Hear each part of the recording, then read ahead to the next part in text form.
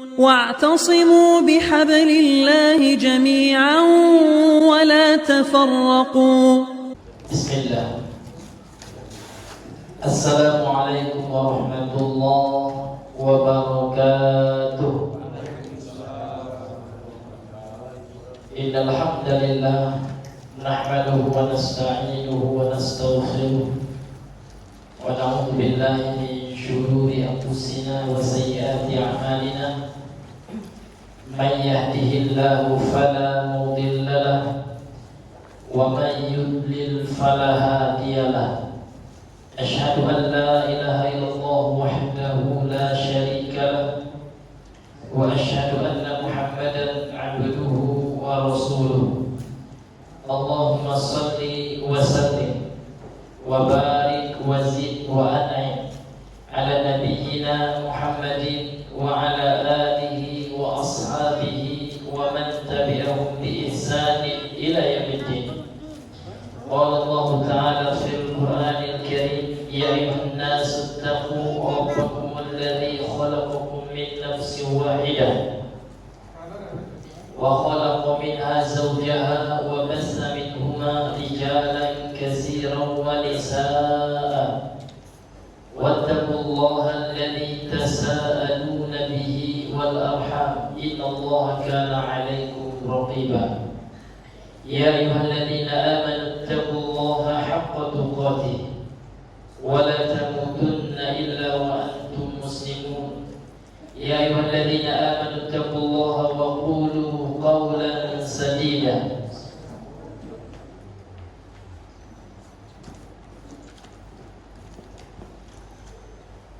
يصلح لكم أعمالكم ويغفر لكم ذنوبكم ومن يطع الله ورسوله فقد فاز فوزا عظيما.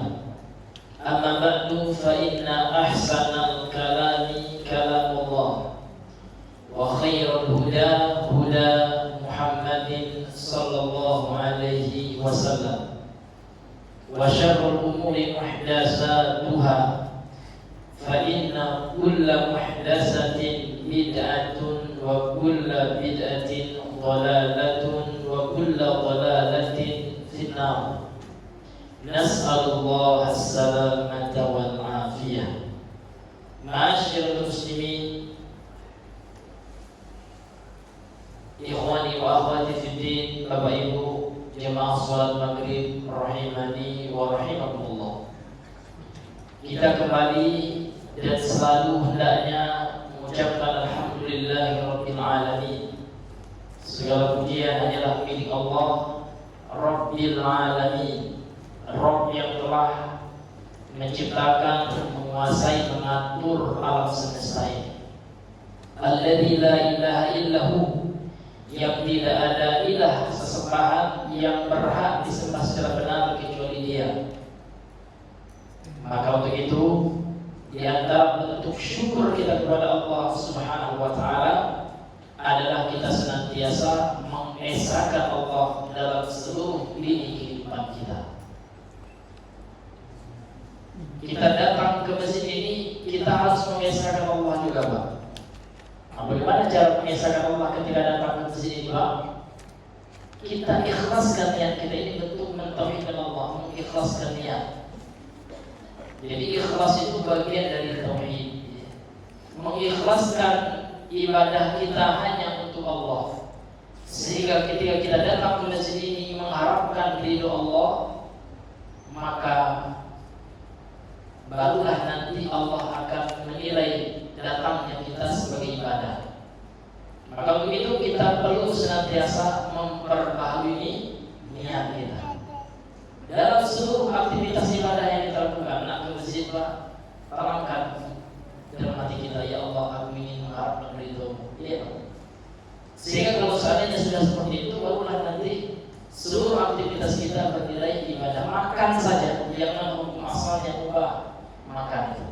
Namun ketika kita tidak menyuapkan ya ke mulut kita sebelum kita membaca basmalah, bismillah, ya, kita lihatkan, ya Allah, mudah-mudahan makan ini berkah, bisa menguatkan tubuhku untuk bisa beribadah kepada-Mu. Barulah nanti maka itu bernilai ibadah. Maka penting sekali Bapak Ibu sekalian kita ya memurnikan niat kita dalam menuntut ilmu ini. Karena Allah. Kalau seandainya kita datang ke masjid untuk apa? Untuk hanya sekedar dipuji oleh manusia, untuk manusia, maka sia-sialah amal kita. Atau untuk membanggakan ibadah kita. Lihatlah saya rajin kan, si pulang itu tidak pernah mengaji dia, tidak boleh berapa, itu lucu. Namun caranya apa? Kita bersyukur kepada Allah. Ya Allah, kalau bukan hidayah Engkau ya Allah, tidak akan condong hati untuk ke masjid. Ya, hidayah Allah semuanya. Sebagaimana dalam sabda Nabi dalam hadis Sahih Al-Bukhari yang sering kita sampaikan Pak, ketika Nabi ikut dengan para sahabatnya menggali parit ketika perang Khandaq, apa kata Nabi? Bersenandung Nabi kepada para sahabatnya, Wallahi, demi Allah, laulallahu mahtadaina, kalau bukan karena Allah kita tidak akan mendapatkan hidayah hari ini. Wa masunna wa masallaina, kita tidak akan bisa melaksanakan ibadah puasa, kita tidak akan bisa melakukan sholat. Semua itu karena hidayah dari Allah. Kalau itu sudah kita sadarkan, sudah kita sadari, ya, maka insya Allah ini upaya untuk menjauhkan diri dari bangga diri atau istilahnya ujub. Karena ujub ini penyakit orang yang sudah Allah berikan hidayah. Tapi kalau orang yang dilampau kopi itu, yang tidak sholat, tidak ada yang dibanggakannya dari ibadah. Jadi ujub itu Pak, bangga terhadap ibadah yang dia lakukan, itu yang terlalu ujub. Jadi ujub itu memang penyakitnya orang yang sudah ke masjid, ya kan? Sehingga terasa dia ya kan? Saya orang soleh yang lain, ya dilihat dengan apa? Dengan mata yang dengan kacamata yang sepele, maksudnya dengan rendah. Maka untuk menghilangkan ujub itu kita mampu menjadi ini karena Allah. Kalau bukan karena hidayah Allah, mungkin kita lebih parah lagi daripada orang luar sana. Maka kita mesti banyak-banyak bersyukur Bapak Ibu. Ya. Menjadi muslim itu bersyukur kita. Alhamdulillah kita tinggal di negara minoritas Islam. Kalau kita sempat ya di negara yang minoritas kita, susah kita amalkan aja kita begini ya. Ya bersyukur alhamdulillah ya Allah muslim saya. Dan kita tinggal di negeri yang mayoritas muslim ini, masya Allah luar biasa. Makan halal banyak, ya Pak ya? Iya. Ini suatu hal yang mesti kita syukuri kepada Allah Subhanahu Wa Taala. Karena kalau kita memperoleh syukur, mudah-mudahan Allah tambah nikmat ini kepada kita. Ini janji Allah. Ya, kalau kalian bersyukur, la in syakartum la azidannakum. Kalau kau bersyukur kata Allah akan tambahkan nikmat yang lain. Kemudian sallallahu alaihi wasallam kepada Rasulullah sallallahu alaihi wasallam, Allahumma shalli ala Muhammad wa ala ali Muhammad. Bapak Ibu yang Allah muliakan, kita masih pada tafsir Ibnu Katsir atau ringkasan tafsir Ibnu Katsir surah Al-Baqarah ayat 109 sampai 110 ya.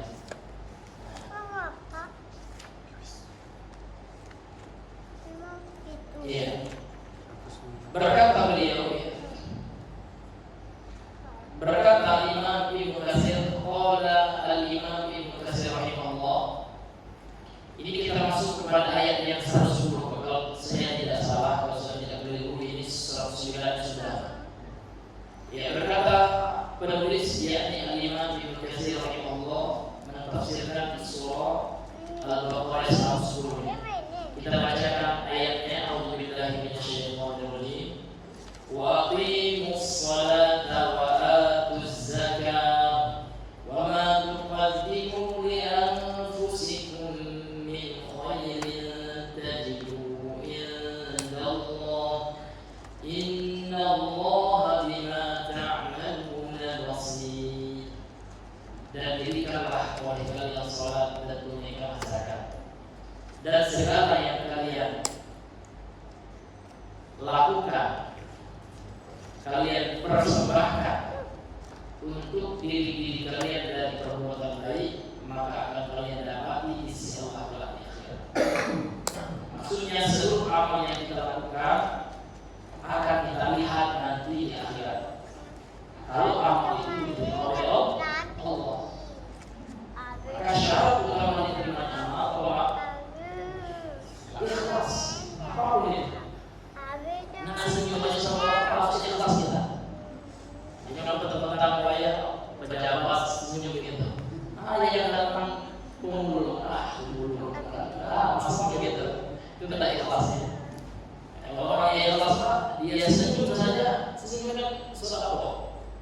dia dalam hatinya, ya Allah mudah dengan senyum ini ya orang itu senang sama saya dan engkau ridho ya Allah. Baik. Ya jangan senyum lihat ya pejabat saja, ya kan? Itu maksudnya senyumnya ada tanda kutipnya itu ya. Iya, karena di dalam dunia perpolitikan yang penuh dengan penjelasan luar biasa. Dan senyum pun ini bisa menjadi alat politik. Iya. Tapi kita jangan masuk dalam ranah-ranah yang bisa ya membangunkan istilah sekarang ya. Iya. Kita senyum saja harus kita lihat jadi dalam hati kita banyak. Mudah-mudahan senyumnya kita dapat ridho Allah. Ini Bapak Ibu yang dimuliakan oleh Allah. Inna Allah bima ta'maluna basir. Sesungguhnya Allah ya terhadap apa yang kalian lakukan Maha melihat. Jadi Allah melihat segala yang kita lakukan. Jadi tidak ada Bapak Ibu yang tersembunyi dari penglihatan Allah. Sehingga disebutkan kisah seorang ulama tabi'in, seorang ulama hadis, kemudian ahli ibadah, seorang ulama yang zuhud, namanya Malik bin Dinar. Jadi ucapan beliau ini banyak dinukilkan dalam kitab Tazkiyatul Nufus. Termasuk juga kalau saya tidak keliru ya, kitabnya Az-Zuhud Imam Ahmad. Bahwasanya Imam Malik bin Dinar ini pernah didatangi oleh seorang pemuda. Kemudian seorang pemuda ini Pak bertanya kepada Imam, wahai Imam, saya ingin segala maksiat gitu kan. Uridu an maksiat gitu. Saya ingin bermaksiat gitu. Maka dijawab oleh beliau, boleh engkau bermaksiat, tapi jangan di tempat yang bukan milik Allah. Cari tempat lain selain bumi Allah. Kemudian bermaksiatlah di tempat yang Allah tidak melihatmu di sana. Gitu. Kemudian yang ketiga, boleh kamu bermaksiat juga, tapi jangan pernah menghirup nikmat berupa udara oksigen yang Allah berikan. Jangan makan nikmat Allah. Maka dilindungi oleh laki-laki kalau seperti itu ya bisa saya bermaksiat di momen. Di mana pula saya akan pergi ya. Karena seluruh alam semesta ini Allah, ya Allah yang menguasainya. Bagaimana pula aku akan menjadi tempat yang Allah tidak melihatnya, sementara Allah Maha melihat. Dan bagaimana pula ini sahih, riwayatnya sahih ya, yang diriwayatkan oleh para ulama ahli hati, ya, ulama tazkiyah nufus. Kemudian bagaimana pula aku akan bermaksiat kepada Allah, ya kan?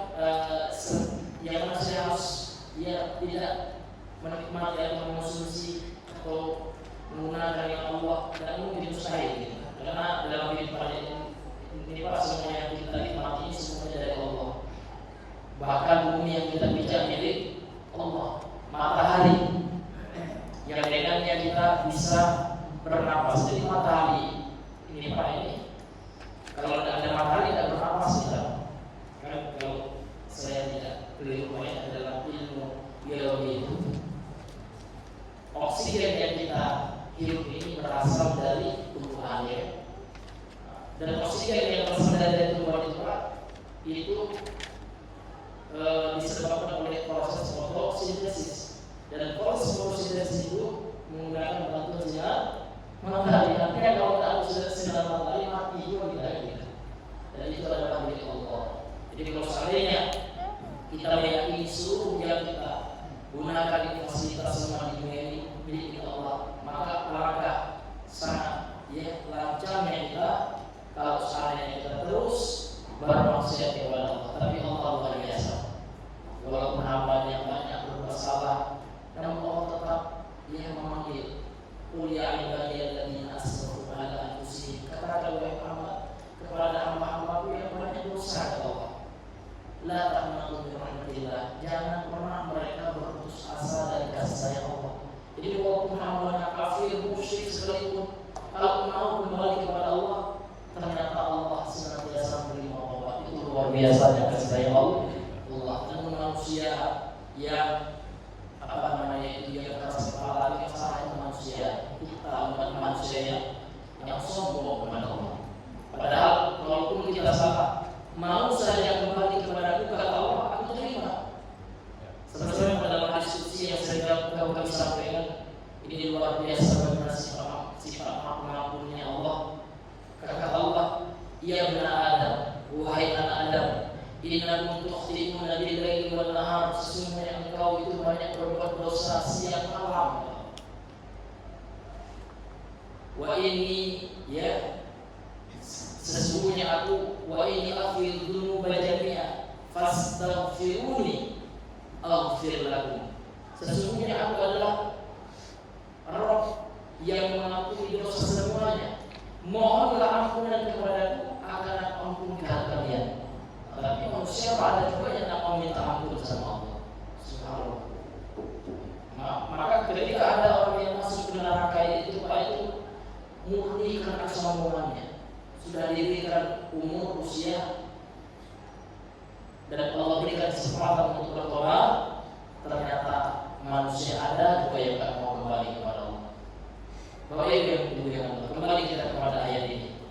Jadi kita lanjutkan ucapan dari Imam Ibnu Katsir, wa qauluhu ta'ala, dan firman Allah Ta'ala, wa aqimus salata wa atuz zakata wa ma tuqaddimu li anfusikum min khairin tajiduhu indallah. Dan dirikanlah salat dan zakat apa yang kalian persembahkan untuk diri kalian dari amal soleh, maka akan kalian dapati balasannya kelak di sisi Allah.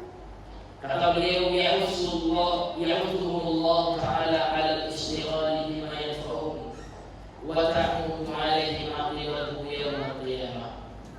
Allah Subhanahu wa ta'ala, kata Imam Ibnu Katsir, dalam ayat ini memberikan arahan dan motivasi kepada mereka, kepada kita. Karena dirikanlah oleh kalian sholat itu kepada kita. Untuk apa? Al-ishtighali bima yanfa'uhum, untuk menyibukkan diri terhadap perkara-perkara yang bermanfaat bagi mereka, bagi kita.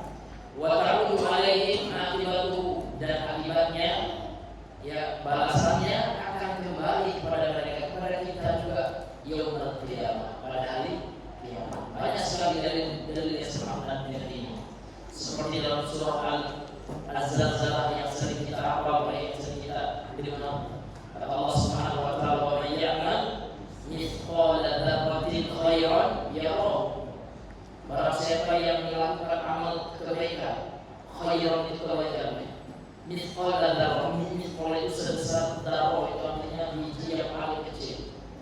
Kalau dahulu, ya, biji yang paling kecil itu bayam, maka diterjemahkan dengan biji bayam. Kalau ada biji yang paling kecil dari biji bayam, maka itu dzarrah itu. Artinya sekecil apapun kebaikan yang kita lakukan, maka akan diperlihatkan oleh Allah dan Allah akan balasi. Bahkan satu huruf Al-Quran yang kita baca di dunia ini, Pak, maka akan dibalas oleh Allah 10 kali lipat. Kalau sedekah, Pak, itu lebih lagi, ya. Itu diibaratkan oleh Allah Subhanahu wa ta'ala dalam Al-Qur'an. Kalau kita baca, ya, kalau Al-Qur'an tentang pahala sedekah ini luar biasa. Allah perumpamakan dengan orang yang memanen, gitu, ya. Kata Allah Subhanahu wa ta'ala, masalul ladzina yunfiquna amwalahum fi sabilillah. Perumpamaan orang-orang yang menginfakkan hartanya di jalan Allah. Kamasalil habbatin, ini seperti, ya, sebutir habbah, itu sebutir biji. Yang mana sebutir biji itu ambatat sab'a sanabila, menumbuhkan 7 tangkai. Fi kulli sumbulatin, pada setiap tangkai itu mi'atu habbah, ada 100 biji. Jadi perumpamaan orang yang bersedekah di jalan Allah, menginfakkan hartanya di jalan Allah, ini seperti orang yang, ya, menanam, ya, sebutir biji, dan biji itu akan tumbuh, ya.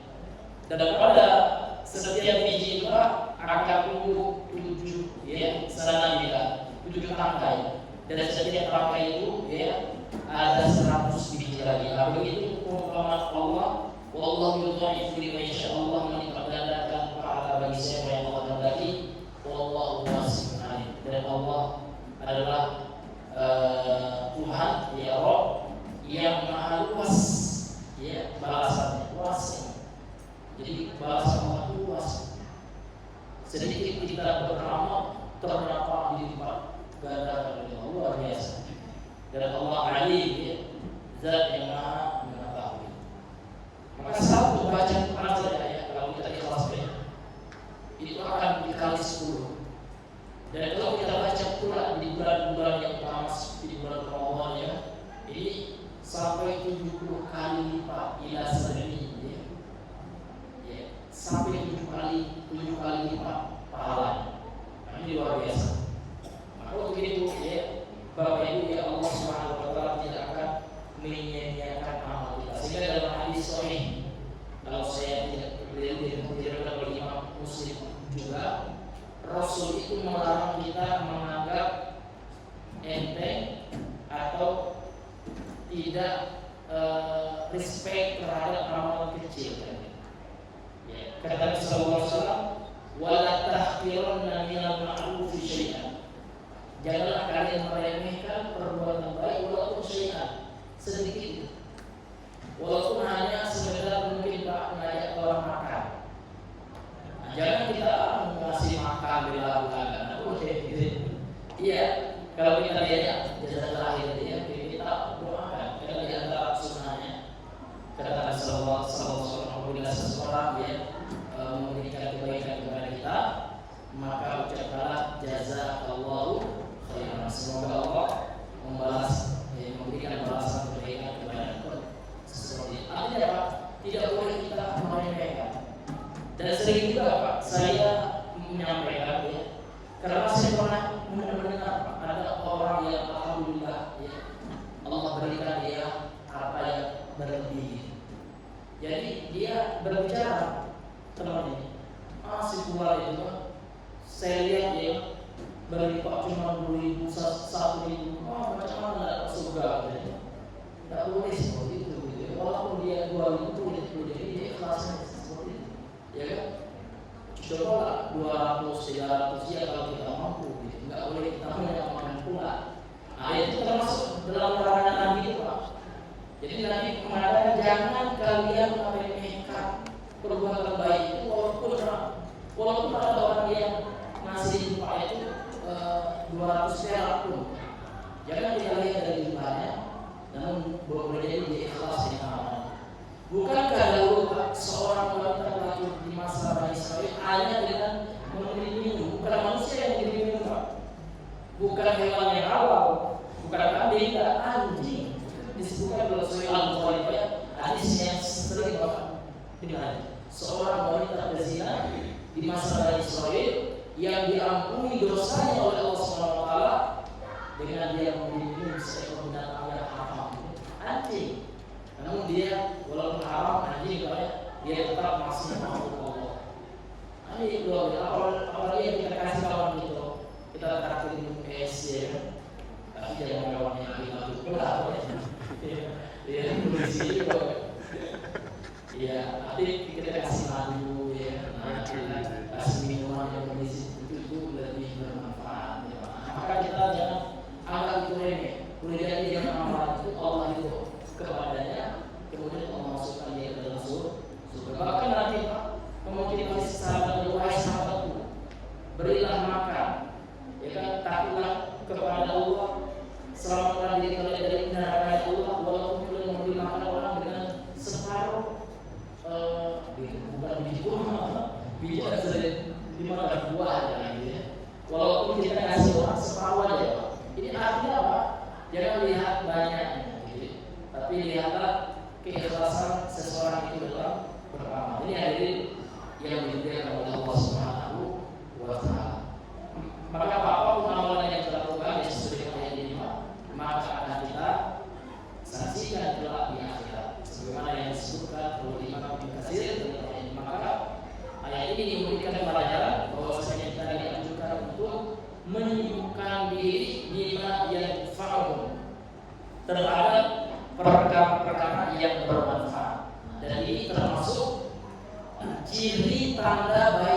selamat seseorang. Jadi ayat ini Pak diterangkan dalam hadis yang diriwayatkan oleh Imam At-Tirmidzi dan Imam An-Nawawi mensahihkan hadis ini. Kata Nabi sallallahu alaihi wasallam, "Min husni islamil mar'i tarkuhu ma la ya'ni." Di antara ciri tanda baiknya Islam seseorang, dia meninggalkan sesuatu yang tidak bermanfaat. Tidak bermanfaat ini ada dua. Yang pertama, tidak bermanfaat bagi agamanya, arti dia melakukan maksiat. Kemudian tidak bermanfaat terhadap dunianya, dia melakukan hal-hal yang menghabiskan waktunya. Contoh, ada orang main game, tidak ada manfaatnya. Atau ada orang yang tengok HP, entah apapun dia tengoknya. Kadang lagu India, kadang artis lagi ngapain dia, Sule gitu ya. Ya mungkin dia ngefans sama Sule gitu ya. Atau nengok lawa-lawa, itu tidak ada manfaatnya. Tapi misalkan kita butuh hiburan, berarti Pak, kalau hati kita masih terhibur dengan sesuatu yang tidak ada manfaatnya, artinya hati kita ini butuh kita bersihkan lagi. Karena hati yang bersih, hati yang tidak akan pernah bosan dengan Al-Quran. Maka sebaik-baik penghibur hati kita Al-Quran. Iya. Ya, Al-Quran itu afdal zikri. Seutama-utamanya zikir itu Al-Quran. Makanya Allah mengatakan apa? Ala bizikrillahi tatma'innul qulub. Sesungguhnya, ketahuilah sesungguhnya dengan berzikir kepada Allah dia akan menjadi apa? Tenang. Namun kita karena saking banyaknya maksiat kita nih Pak, ini bukan Bapak saya juga Pak, kita semua butuh introspeksi. Masih terhibur dengan perkara yang tak ada manfaat. Ya kan? Masih terhibur dengan motor pilihan itu masih ada. Ya Allah, kenapa Pak hati saya semangat kalau nonton India? Kok ketika baca Al-Quran santai banget? Iya. Makanya ada beberapa yang bilang, saya merasa usaha dulu saya susahnya tidak usah. Jadi Pak, jadi aku terjawab, saya baca Al-Quran 5 menit langsung saya subhanallah. Iya, itulah ya terkadang kenyataan ini siapa kita juga seperti itu ya. Maka kita harus banyak istighfar. Karena di antara bersih hati ini Pak, kita senantiasa beristighfar kepada Allah. Kalau seandainya hati kita itu bersih Pak, maka yang menghibur hati kita itu adalah Al-Quran. Iya, dengan murattal ya. Dan daripada dengar nama Pak dengan bawa, ada juga sebagian teman semuanya dia lihat orang-orang lawa komedi dia akan berusaha hati. Padahal Nabi mengatakan apa? Iyyakum wa kasratul dhaik. Iyyakum wa kasratul dhaik. Fa inna kasratul dhaik tumitul qalb. Hati-hati kalian dengan banyak ketawa gitu ya. Karena banyak ketawa itu akan mematikan hati. Jadi orang yang banyak menonton komedi Pak, itu artinya bisa berpenyakit. Ya, karena banyak ketawa itu kata Nabi Pak, akan bisa mematikan hati. Ini hobinya nonton tawa gitu ya. Bahkan ada lawak dia yang mengadakan agama. Karena ada dia kalau lawak Jerusalem sedang komedi itu yang menjadikan agama sebagai parah itu parah. Itu lebih parah ini intinya Allah berikan. Maka Pak, jadi kenapa hati seseorang itu tidak tenang ketika baca Al-Quran, lebih terhibur ya dengan nengok konser ya, nengok pasar malam. Itu orang yang sering kita kunci mata dulu ke lantai. Kalau kita ini berapa kali dia tidak punya enggak pengunjungnya ya karena bilahi. Maka untuk itu Pak ya, untuk supaya Al-Quran itu bisa menjadi robi'ah quluban, sebagai penghibur dalam hati kita, maka kita mesti membersihkan hati kita. Kalau hati seseorang itu bosan dengan Al-Quran, hatinya yang berpenyakit. Di antaranya Pak, bisa kita amalkan doa Nabi ya. Ini Nabi selalu membaca doa ini sebagaimana diriwayatkan oleh Ustadznya.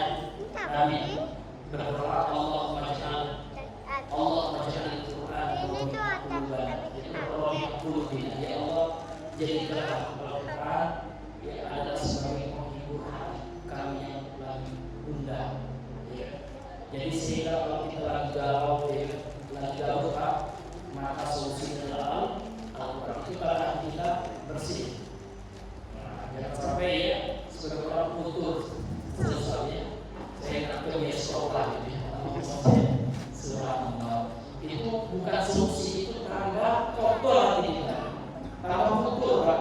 Kalau orang ya pelarian hatinya yang lagi galau bermaksiat, dipastikan ya ketenangan itu hanya sesaat, kesenangan itu hanya sesaat, akan berbuah dengan penyesalan yang tidak tahu. Maka obat dari hati kita adalah Al-Quran. Wa nunazzilu minal Qur'an ma huwa shifaa. Ya, kami telah menurunkan Al-Quran kepada Allah sebagai apa? Sebagai syifa. Secara khusus Al-Quran itu adalah syifa lima fis sudur. Al-Quran itu adalah obat dan penyakit hati. Apalagi kita pada dulu kita baca, kita renungi maknanya. Kalau kita belum pandai bahasa atau artinya baca ya terjemahan apa? Karena terjemahan itu akan mendekatkan kepada makna. Tahu kita yang kita baca. Dan kalau ada Pak, orang ketika membaca atau menerapkan Al-Quran nangis dia itu tanda hatinya lagi diterangi oleh hidayah Allah.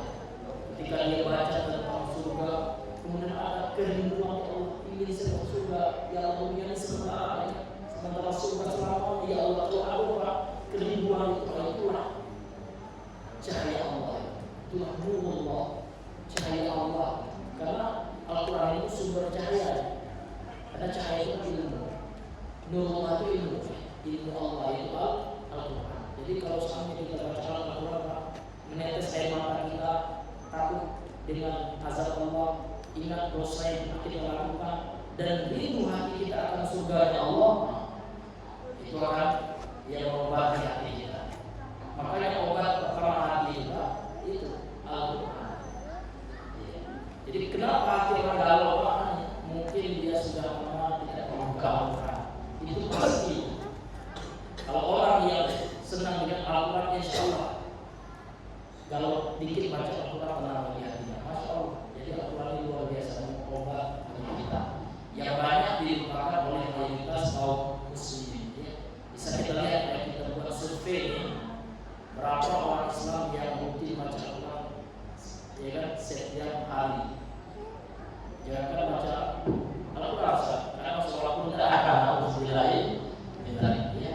Itulah yang kita ya sediakan, yang mudah-mudahan kaum muslimin diberikan hidayah oleh Allah. Amin ya rabbal alamin. Kalau itu yang diberikan oleh Allah Subhanahu wa taala, kemudian kita lakukan perintah Allah kepada Imam Qasim dari ayat ini, min iqamati shalat, dari mendirikan salat, wa ita'i zakati, dan menunaikan zakat, hatta yumkinullahu lahum nasra fil hayati dunya wa yawma yaqumul ashhad, sampai Allah Subhanahu wa taala memungkinkan bagi mereka atau memberikan bagi mereka pertolongan fil hayati dunya, dalam kehidupan dunianya, dan pada hari ya hari kiamat. Jadi di antara nama kiamat apa? Yauma al-ashhad, yauma yaqumul ashhad, pada hari akan Allah yang minta para saksi-saksi ya yang akan mempersaksikan setiap persengketaan yang dilakukan di dunia ya. Bahkan saksi itu Pak, tubuh kita terkadang nanti juga akan menjadi saksi ya atas apa yang kita lakukan di dunia ini. Mata kita menjadi saksi, mata kita akan bersaksi, ya Allah ya, si fulan itu menggunakanku ya Allah, dia melihat kitabmu, ya melihat Al-Quran gitu. Yang sampai ya mata kita bersaksi si fulan itu nengok cewek ya Allah ya apa begitu kita dapat kalau memang ada ya terlihat gitu ya atau kita lagi futur gitu ya dalam nengok bela gitu ya alhamdulillah, maka masih ada kesempatan kita beristighfar dan bertobat. Ini ada dirinya diberikan oleh Allah. Apa ini semuanya jadi saksi. Tangan kita ya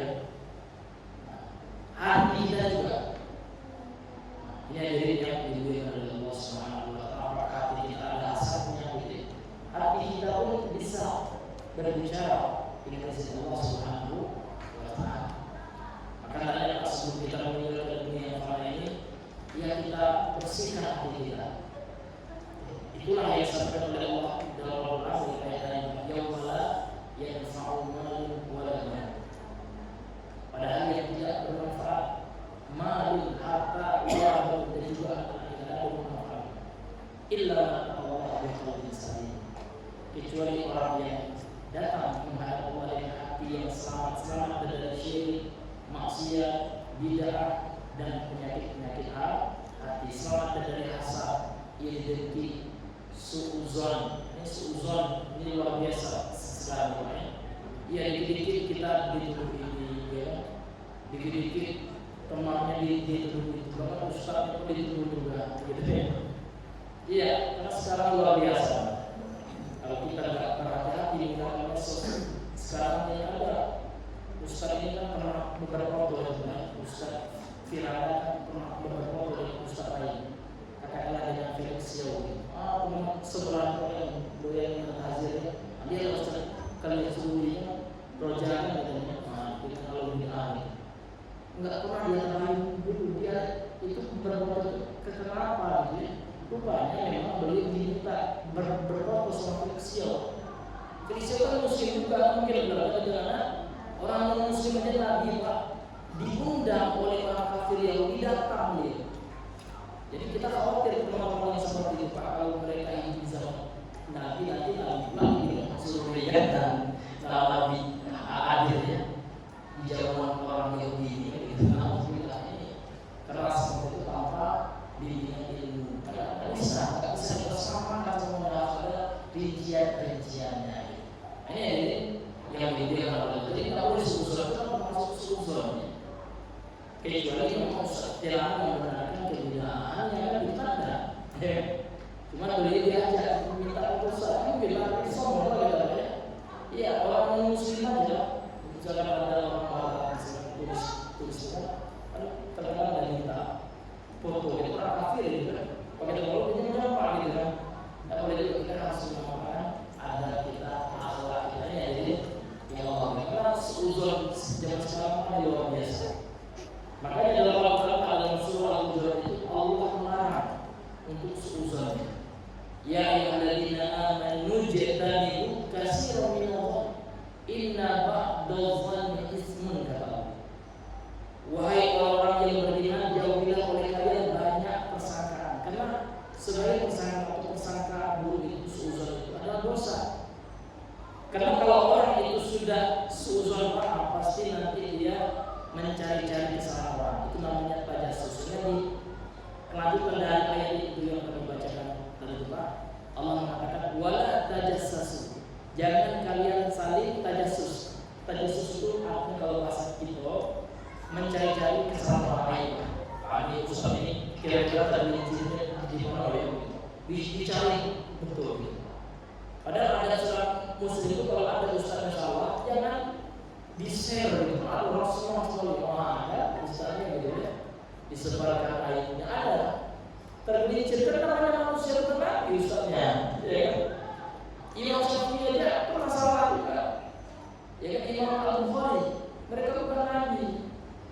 Kalau seandainya kita ingin mengaji ustaz yang betul-betul 100% tidak pernah salah ya kan? Maka ustaz kita nabi adalah yang maksum. Ini ada penyakit yang seperti itu dicari potongan videonya. Tanpa kalau itu dengan ustaz mungkin dia salah ucap, mungkin keadaannya lagi seperti apa, dipiralkan gitu ya, supaya orang menjauhi ustaz. Sebab pada ustaz itu kita tahu dia mendakwakan sunnah akidah tauhid ya.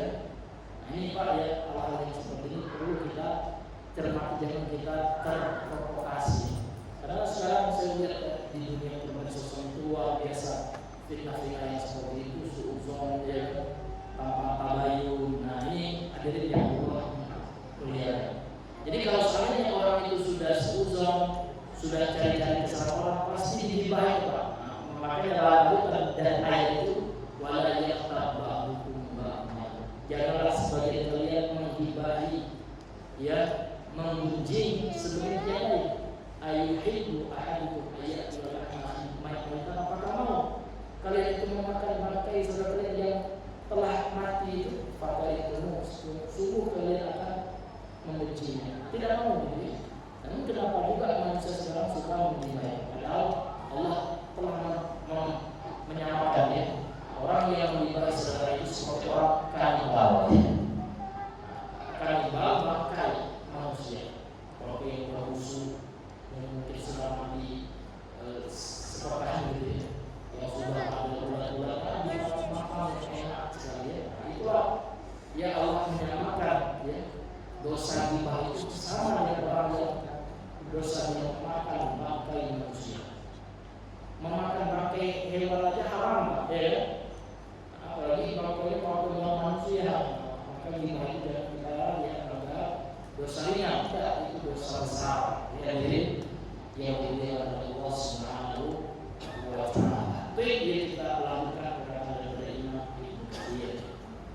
Kemudian beliau membawakan firman Allah Subhanahu wa Ta'ala, yauma la yanfa'u adh-dhalimina ma'dziratuhum, pada hari ya, yang mana orang zalim uzur mereka tidak bermanfaat, alasan mereka tidak ya diterima lagi oleh Allah, tidak ada lagi manfaat.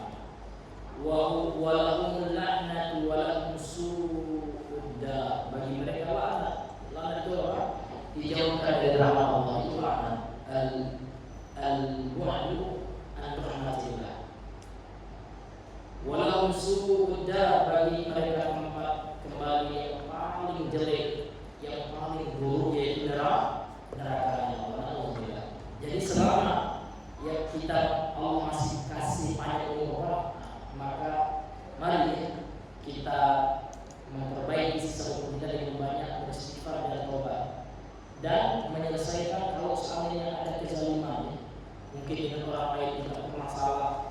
Maaf ya, mungkin dahulu sebelum kita hijrah pernah pihak orang sebelum tidak lagi bermanfaat ya, alasan kita di sisi Allah masih ada waktu untuk apa? Untuk mengembalikan hak orang yang kita ambil secara zalim. Atau pernah kita memfitnah orang misalnya, si fulan tidak seperti itu, kita dijelekin, kemudian harga dirinya jatuh, ya kan? Nah ini kan luar biasa. Maka sebelum diadili oleh Allah, yang lebih baik kita selesaikan di dunia dengan teman-teman yang pernah kita bermasalah ini. Makanya hadirin yang dimuliakan oleh Allah, semoga orang yang nanti beruntung di akhirat, orang yang paling minim masalahnya di depan sesama kaum muslimin, ya. Tapi yang saya bayangkan pengacara, karena pengacara ini senang sekali bermasalah. Kalau ada orang lagi cekcok, itu senang, karena itu cuannya itu yang saya khawatirkan. Kalau sempat pengacara itu bukan membela kebenaran, tapi membela yang bayar, ya, sampai ke akhir, sampai orang saya nggak salah, tapi kalau saya nggak mampu menyewa pengacara, karena bapak yang saya tuntut keluarga, itu nanti kebenarannya. Maka saya sangat khawatir ya kalau ada yang profesi pengacara gitu. Karena susah sekali di zaman sekarang mencari pengacara yang betul-betul membela yang benar. Karena pada kenyataannya pengacara banyak membela yang bayar gitu ya.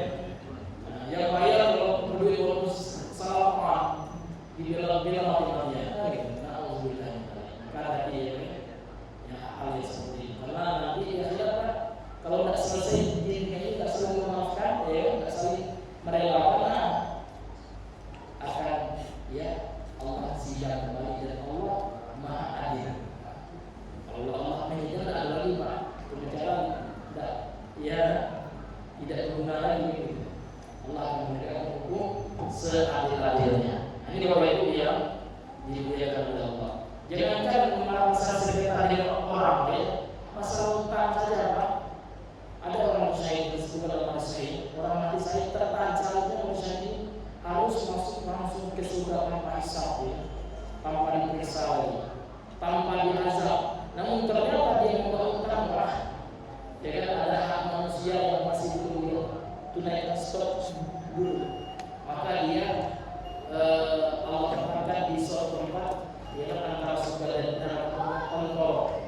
Jadi dia berada di kontrol, artinya dia belum mendapatkan nikmat surga yang indah, yang nikmat, yang sangat luar biasa. Ini baru tak. Apalagi kezaliman yang semua manusia. Seperti itu Pak. Ya selama kita masih Allah berikan usia yang panjang, kalau sampai hidup anak masalah itu mungkin adik beradik, kakak dengan umi, ya, udah gitu ya.